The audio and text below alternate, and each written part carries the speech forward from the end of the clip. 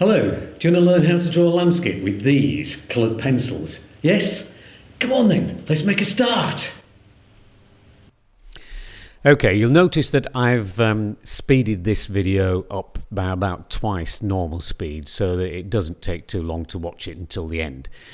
What I'm going to do is start by just sketching out very, very loosely in a very pale grey pencil the outline of my landscape. You'll notice just simple shapes represent trees, just blocking things in.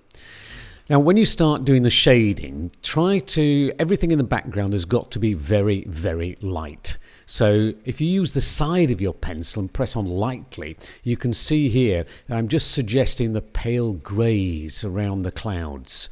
You see, very, very lightly. Same with the blue here. You see, I'm pressing on very, very lightly with the side of the pencil, just sort of almost tickling the paper with it. It's because you want this to be a very, very pale blue. Remember, the sky is the lightest area of your drawing, so don't make it too dark. It's really important not to make it too dark.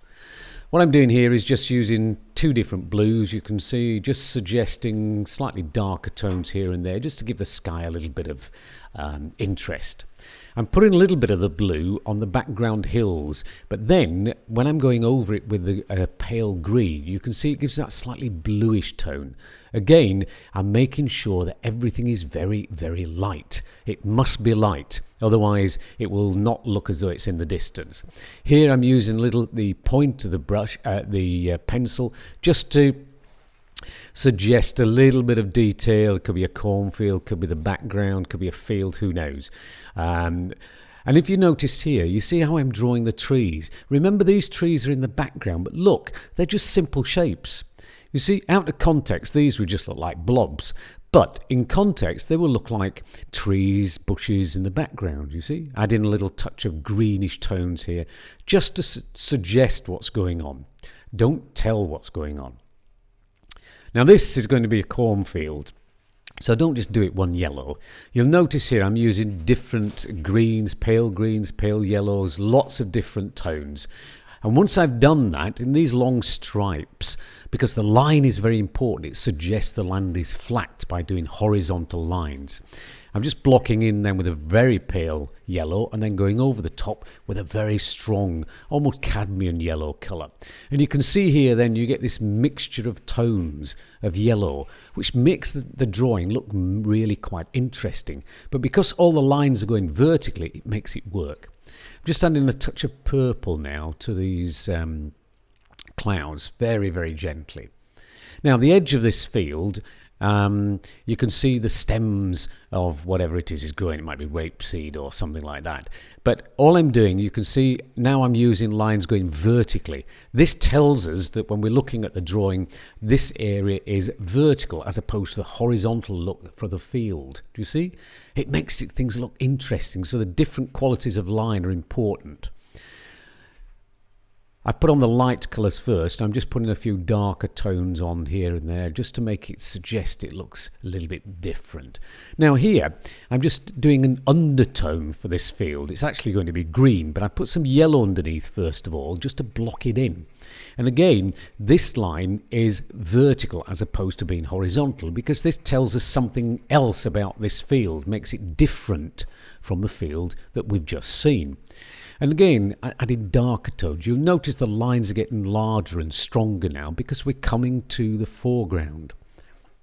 The closer we get to the foreground, the front of your picture, then you'll notice I'm using different colours as well here. You see, lots of slightly different tones, browns, even put a little bit of orange in there. You see, just to give you a little bit of interest at the front of the picture. I just keep doing this now, and I'm going to go over the green again with a slightly darker green, and I'm building up textures, but you'll notice all the line is vertical now, and it gives a different feel to the field. Now we're just going to work on the foreground, and this is where we need to be very bold with our pencil. I'm just blocking a little bit of what eventually is going to be shadow underneath the tree there. But look at the line. The line is now larger, more dominant, more strong, because this is the foreground. If you compare these lines with the lines we drew in the background, which were horizontal and very light, you can see the difference.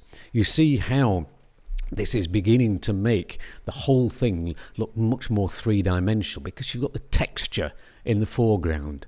It's most important you put the texture in the foreground.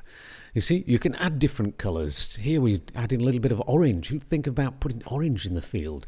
But by the time you've put other colours over the top, you've just got some of these colours showing through.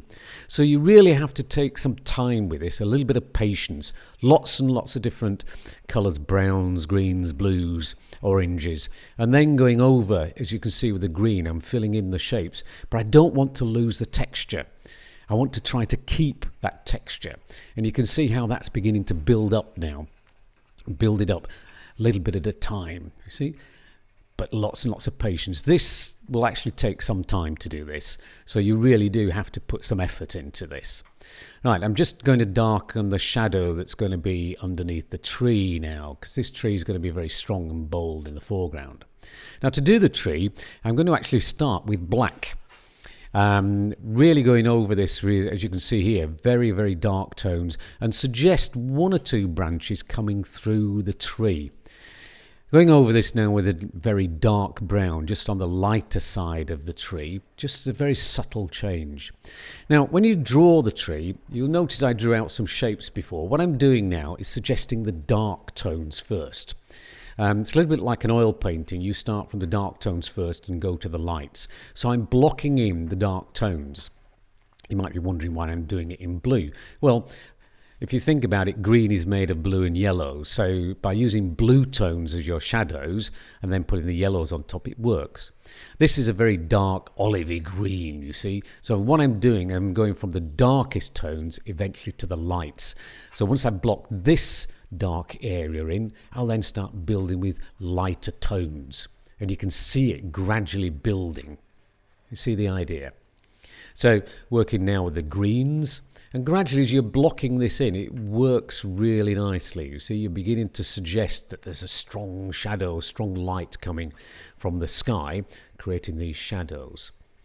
Now you'll also notice I'm doing the lines for my tree all in the same direction. It gives a nice feel to the tree. You don't have to do this, but it's just a way. If you look at Cézanne's paintings, he often used this technique of drawing and painting with line. Here you can see all the lines are going diagonally across the paper. It just gives a different feel to the tree. Here I'm just going over now with the very light green tones and just blending over some of the others. So they're beginning to blend together. And you can see how the tree is beginning to come together.